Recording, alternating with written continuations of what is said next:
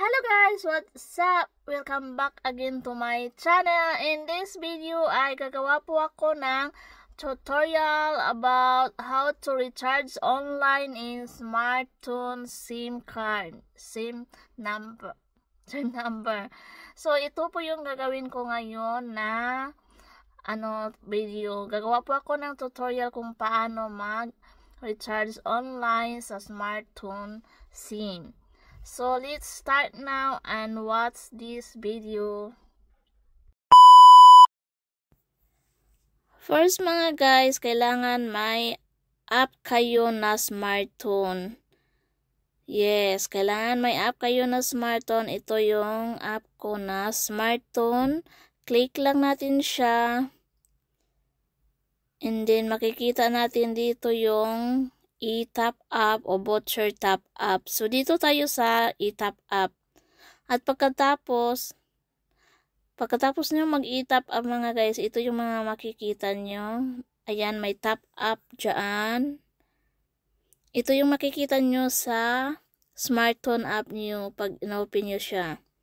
So ayan. Wait lang guys. And then back ko muna siya. Yan, yung pindutin natin, by the way mga guys, yung top up. Kung ako kasi, saan ako nagpunta, yan, yung top up. And then, punta tayo sa i-top up. Hindi tayo sa voucher top up. Yan, doon tayo sa i-top up. At yan din yung lumabas pag i-click nyo yung i-top up. Click natin yung mobile SIM. And then, click natin yung kung magkano recharge natin. And then, click next. So, ayan mga guys, may makikita kayo sa baba niya na Alipay, PayMe, WeChat. Ayan, click nyo lang kung anong gusto nyo gamitin pang bayad. So, sa akin is Alipay. So, ayan na siya mga guys. Ayan, pay. And then, yung password nyo sa Alipay. And then, antayan lang natin siya mga guys, pumasok yung recharge natin.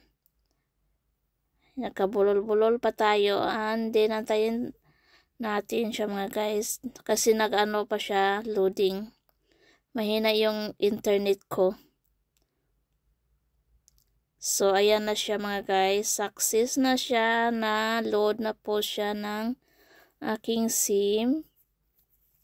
Pagkatapos pag success, okay lang. At saka ayan na yung SIM balance ko. So ganun lang siya kadali mag-recharge ng ating SmarTone SIM number dito sa Hong Kong mga guys. Thank you for watching.